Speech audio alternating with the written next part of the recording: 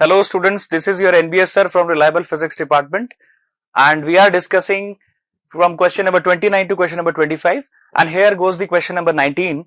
The question is from the topic KTG in thermodynamics and the question is asking about the relation of translational kinetic energy. How does it depend on the temperature, right? Temperature, nature of the gas, volume of the gas, pressure of the gas, and it is a direct question. We all know that the kinetic energy translational, the formula is 3 by 2 kT, right? And it represents that the translational kinetic energy and only depends on the temperature, and it is only the function of the temperature. It doesn't depend on the nature of the gas, volume of the gas, pressure of the gas. So the answer is 2. Let's go to the next question. Van der Waals equation of a gas is given to you. Now they are asking us to find the dimension of B square plus A, right? And by the dimensional analysis, I can say if you are adding something into the pressure, it also has to be pressure, right? Isko bhi pressure hi hona padega, right? So the dimension of A by B square, I know, is related with pressure. Fine guys. और they are asking us to calculate B square by A. उसका उल्टा वो हमसे निकालने के लिए कह रहे हैं. B square by A का डायमेंशन आपसे पूछा है. आप लोगों को अगर याद होगा तो आपने बल्क मॉडुलस को देखा होगा बच्चों. तो बल्क मॉडुलस का क्या रिलेशन आता है? Change in pressure over delta V over V. यानी कि बल्क मॉडुलस का जो डायमेंशन होता है वही प्रेशर का डायमेंशन भी होता है. और आपको पता है कि बल्क मॉडुलस का रिलेशन कंप्रेसिबिलिटी के साथ क्या होता है? इनवर्स. तो यहां से आप डायरेक्टली बता सकते हो कि ये जो डायमेंशन होगा ये प्रेशर का इन्वर्ट है, यानी कि बल्क मॉडुलस का इन्वर्ट है, and that makes it compressibility. Let's go to the next question. A cylindrical wire of length 10 centimetre. Simply मैं आपको बता देता हूं कि एक कॉनकेव मिरर है जिसका फोकल लेंथ है बच्चों 10 सेंटीमीटर, राइट? माइनस में लेंगे. और यहां पर आपके पास एक ऑब्जेक्ट है जिसकी लेंथ आपको नहीं दी है, लेकिन उसको कहा गया है कि इसका मिड पॉइंट होगा 40 सेंटीमीटर पर, राइट? यानी कि अगर मैं इसके हेड और टेल की बात करूं तो इसका हेड कहां पर होगा बच्चों? इसका हेड हो जाएगा आपका 35 सेंटीमीटर पर और इसका टेल हो जाएगा आपका 45 सेंटीमीटर पर.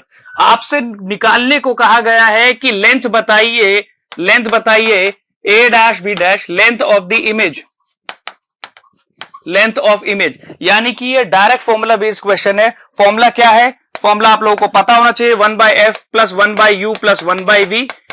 एक बार आप va निकालेंगे, एक बार आप vb निकालेंगे बच्चों सॉल्व करके, और दोनों को सब्ट्रैक्ट करेंगे vb माइनस va को. आपके पास डायरेक्टली आंसर जो आ जाएगा वो आएगा 10.66 centimetre. Okay, so let us not waste any time and go to the next question. An unpolarized light of intensity I naught. आप लोगों को पता होगा कि जब आप लोग एक पोलराइड यूज करते हैं, और आप उसमें एक अनपोलराइज लाइट को इंसिडेंट कराते हैं, तो आपका पोलराइड क्या है? अगर वो वर्टिकल से कुछ थीटा एंगल पर है, तो आपको जो इंटेंसिटी मिलती है दैट इज जो अनपोलराइज लाइट थी into cos square theta times this theta is the angle of the, ये जो स्ट्राइएशंस होते हैं हमारे पास पोलराइड के, वर्टिकल से कितना एंगल बनाते हैं, ये वो एंगल होता है. यानी कि अब आपसे क्वेश्चन में पूछा गया है कि बताइए कितने पोलराइड्स लगाएं कि आपकी intensity finally I naught by 64 हो जाए. तो आप इस बात का ध्यान रखिए कि अगर मैं चेक करता हूं कि अगर मैं फर्स्ट पोलराइड लगाऊंगा बच्चे, तो फर्स्ट पोलराइड लगाने के बाद जो मेरी इंटेंसिटी होगी that will be I not into cos square 45 degree. Cos 45 की वैल्यू क्या है आप लोगों को मालूम है? That is 1/√2. यानी कि यहां पर I1 की वैल्यू फर्स्ट पोलराइड यूज करने के बाद मेरे पास आ जाती है I naught bye 2.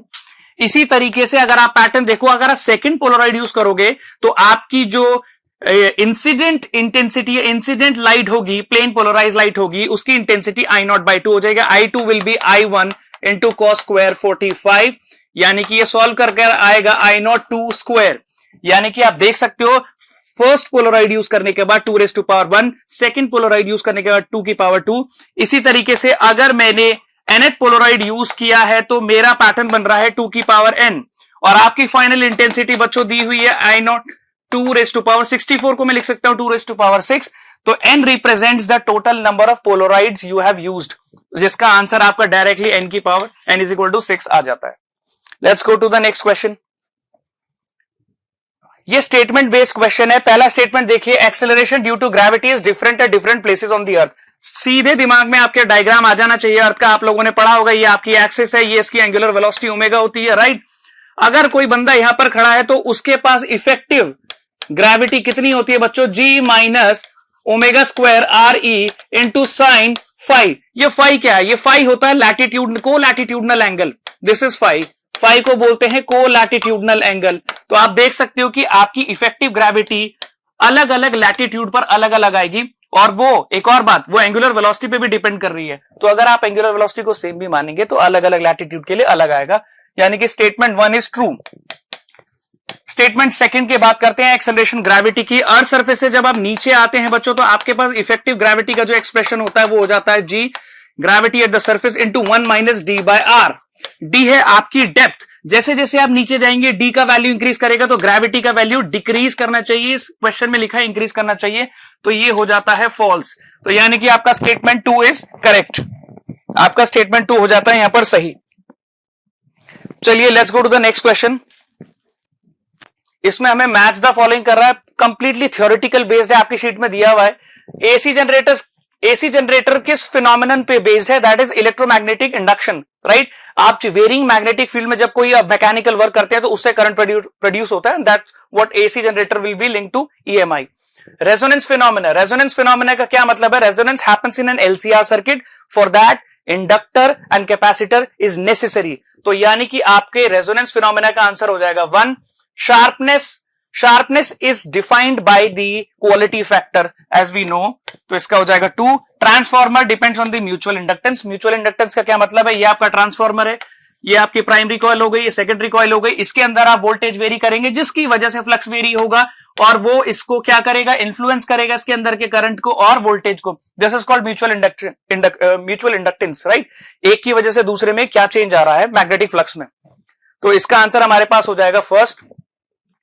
And the last question is from the modern physics, और बहुत स्ट्रेट फॉरवर्ड क्वेश्चन है, बड़ा सिंपल क्वेश्चन है। आपको ये बात पता होनी चाहिए कि भाई मास ऑफ द न्यूक्लियस, आपका जो मास ऑफ द न्यूक्लियस होता है उसका जो थ्योरेटिकल आंसर होता है वो ज्यादा होता है उसके एक्सपेरिमेंटल से, राइट। तो अगर आपको बाइंडिंग एनर्जी का फॉर्मूला याद है कि मास थ्योरेटिकल में से आप एक्सपेरिमेंटल घटाएंगे तो आपको जो मिलेगा, and if you multiply this with the c square then you will get the answer in the mega electron volt.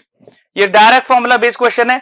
अब आपको मास थ्योरेटिकल क्या रखना है बच्चों, मास थ्योरेटिकल आप क्या रखेंगे, थ्योरेटिकल मास को रखेंगे आप, हम लोग हीलियम की बात कर रहे हैं, हीलियम के बारे में आपको पता होना चाहिए कि 2 प्रोटॉन है और 2 न्यूट्रॉन है उसके अंदर, राइट।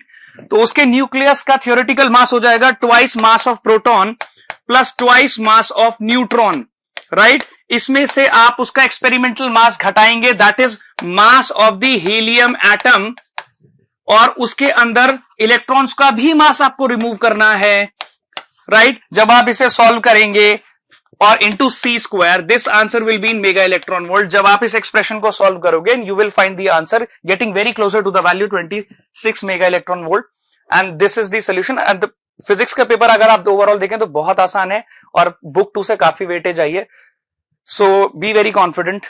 Okay, thank you.